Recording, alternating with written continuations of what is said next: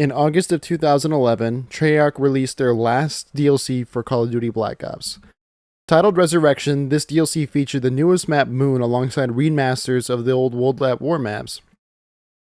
Regarding the originals, with the addition of Mule Kick being present in all maps were essentially a one-of-one remake of the original maps, with the only difference being Mule Kick and the addition of Black Ops 1 box weapons. However, one minor change was added to one singular map that caught the attention of the zombies community and still perplexes the community to this day, as it's kind of an unsolved mystery. Before we go into detail with that, let's do some context. So, each map has a preview image.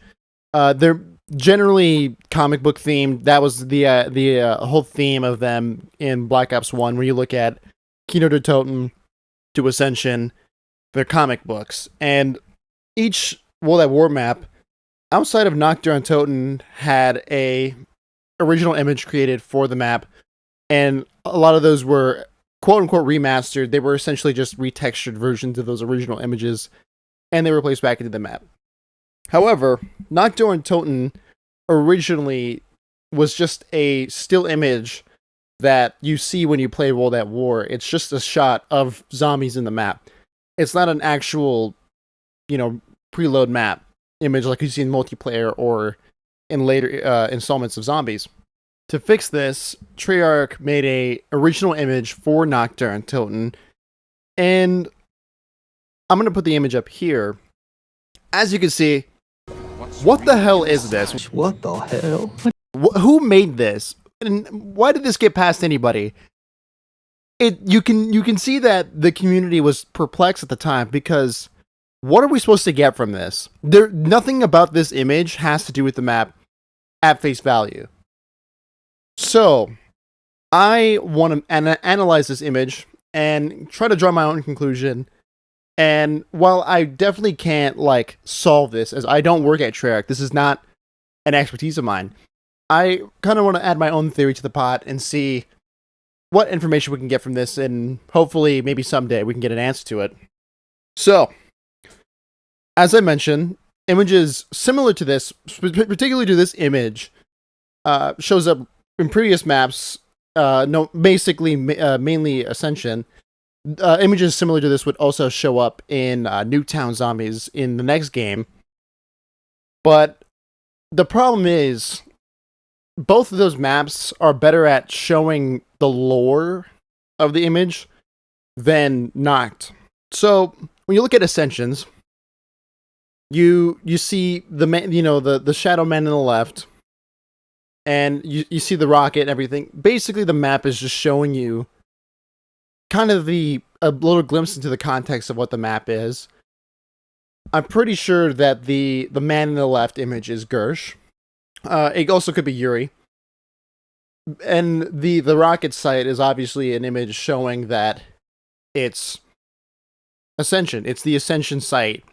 I also think that the image on the very right that shows a cell could be a reference to the monkeys, as they're captive animals. Although that doesn't look the cages that are for the monkeys that are shown in all throughout the game. So it's kind of ambiguous. However, when you look at Nacht is very interesting, because almost none of the image has anything to do with what the map is.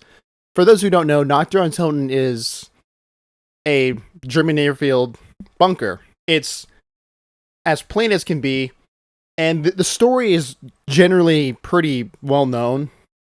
It's a footnote in the grand scheme of the story. As far as I'm aware, the full story of Nacht Der Untoten is, it's a simple small incident that took place in Germany when a 935 airplane crashed with 115 and infected German soldiers and United States Marines that were on site at the time. Let me backtrack. I actually think the Marines were on the airplane. The point is, that's the whole story. Marines get stuck in this bunker. Zombies come and kill them. That's it. And in the Chronorium, I believe it's referenced as such. it might not be in the Chronorium, but I know there are quotes from McNamara referencing that particular incident, and it's generally glossed over. It's nothing.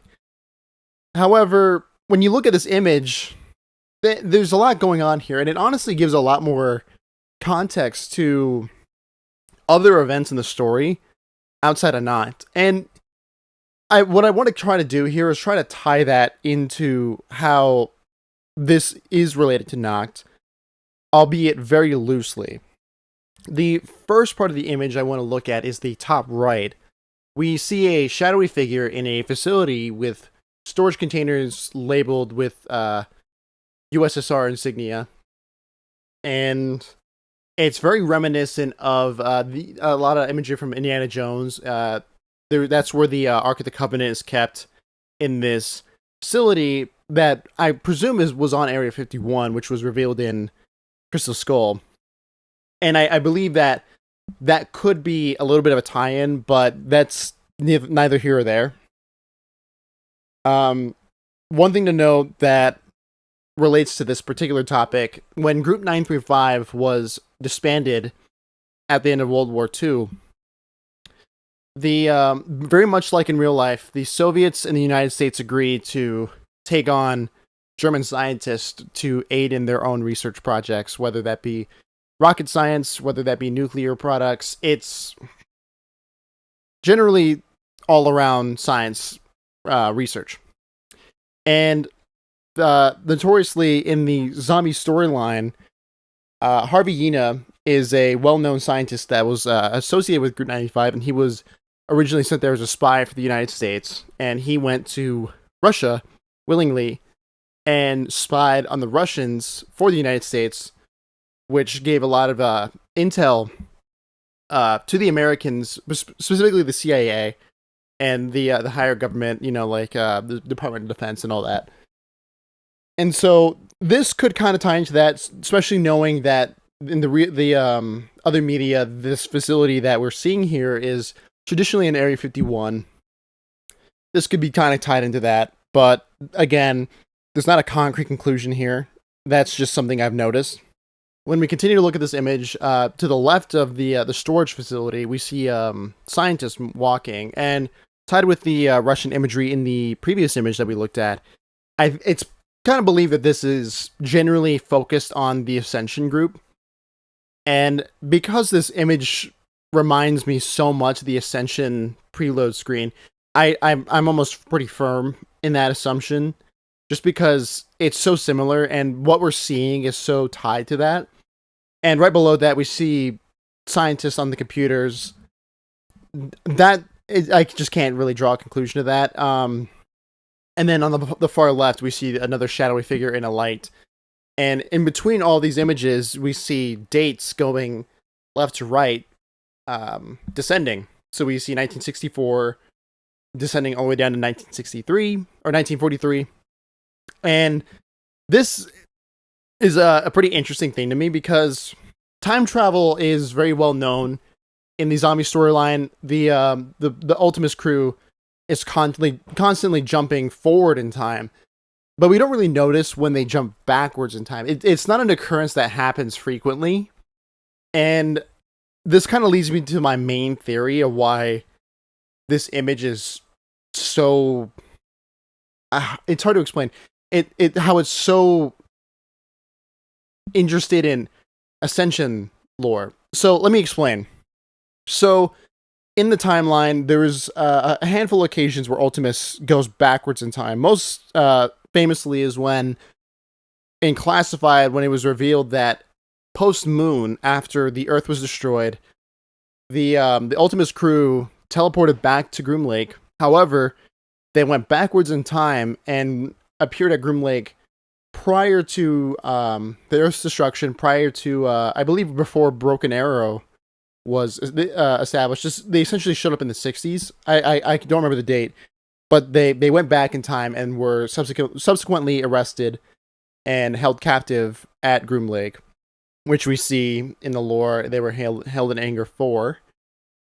So my general theory here is that because there are instances of time travel going backwards. I think what is implied, at least to me, is because we see images of the Ascension group and all of that. It's my theory that in the because Classified opened up a lot of possibilities with the gaps in between maps. Because in Classified, it's revealed that in between Shangri-La and Moon, the Ultimus crew went to the Pentagon, and I believe that this is also implied to be a travel backwards in time, as because we know that generally it's considered that 5 takes place at the same time as Ascension. So, and the way that Classified presents its story, it's heavily implied that the event that Ultimus is taking place in Unclassified, where they go to the Pentagon and Samantha sends zombies to go attack them there. We see in the intro cutscene McNamara generally unaware of what's happening, and when you do the Easter egg, one of the mini Easter eggs, the knock knock Easter egg, you can tell that McNamara is preparing for the Cuban Missile Crisis meeting, which takes place on 5, and zombies attack there. So, my theory here is that in that the space between Ascension and Shangri-La, or in between Ascension and Call of the Dead, because even in Call of the Dead, there the crew kind of miscalculates and goes forward in time to the 2010s or whatever it was, and gets stuck in that facility. So they have to get the Vril device via the Call of the Dead crew. So what I think happened here, seeing the dates, what I think happened is the Ultimus crew went in an attempt to go to the Call of the Dead facility. They accidentally teleported to Nacht Der Untoten very briefly and made their jump to Call of the Dead. Now, it's kind of a reach of a conclusion, but considering what information we have and what we can just see on paper, this is kind of the only conclusion I can draw. I wanted to do more of a deep dive on the Broken Arrow side of this lore, but I quite frankly can't gather enough information that would tie into this. So ultimately, it's kind of a dead end road there. So this is the only theory that led me anywhere. And honestly, I kind of like it. I think that it could very easily be fit into the story. And ultimately, it doesn't matter. If they did make this a canon event in the Aether storyline, it would be just as insignificant as Nox's original placement on the Canorium. It's a footnote. It's just there. And so I think what we can gain from this is just fun little lore. And when we explore revelations and stuff in reference to, or not revelations, when you look at the BO3 version of Noct, Monty even mentions that there's no real reason for the crew being there because they essentially never were. And that also is kind of the monkey wrench in my theory, as Monty acknowledges they were never there. So I don't know. It's tough to say. It could be an alternate timeline where what I exactly described happened, and it may not be canon to the Ultimate storyline, but it's very well could be something that happened in an alternate universe. Who knows? But that's the end of the theory there. I kind of just wanted to go back in time for a little bit, back to 2011 when this DLC came out and everyone was speculating on it and talking about it. And I don't think that modern zombies installments have such interesting pulls into lore like that. I think that that's a major step backwards for zombies as a whole, as we're no longer being incentivized to explore certain things. It's more of a chore fest that we're being forced down our throats, where we have to do the Easter egg, and so we fight until we finally have the entire chore list of Easter eggs to find, and we have to do them, and that's it. There's not enough little details and little things like that that mean anything to anyone anymore. And honestly, like one of the big things that I really appreciated of Zelensky's vision at the time was the invitation to explore. I think that Zelensky, while he had a general vision in mind, I think that he wanted the community to really explore these very vague and interesting Easter eggs so that we could essentially write the story as it went. And then that I feel like that's generally true. Like when you look at Black Ops 2, it was a general theory that Broken Arrow created the denizens, and then they just wrote that into canon. You know, and I think that essentially at the heart of it, that's why images like the Nacht preview screen exist. So that's the end of the discussion there. I just kind of wanted to take a look back and bring back a discussion about this image, just because it's so interesting. It's so goofy and weird, and to this day perplexes me. I don't know what about it is so fascinating. I mean, it's a very creepy image and oddly fits the theme of the map very well. It just doesn't give any context clues to like the story at all. So that's the end of the video. I want to make more zombies content, as this is kind of a new passion for me. I fell in love with zombies a long time ago, and I want to kind of make content about it and kind of help bring the community back a little bit more. I think the zombies community, while it's not dead at all, is not as popular as it used to be. And I think what we really need more is content creators. And while I'm not like stellar at it, I want to help the wave, you know, I want to help the push to bring the zombies community back to where it used to be. But anyway, thank you for watching. If you have any recommendations on YouTube content related to zombies that you want to see, please let me know. If you want to play too, let me know. I love playing Black Ops 3 Zombies specifically. It's my favorite, and I would like to do some of those old Easter eggs like shadows and everything. I mean, you can see in the gameplay I'm playing shadows. So yeah, other than that, thank you very much, and have a good day.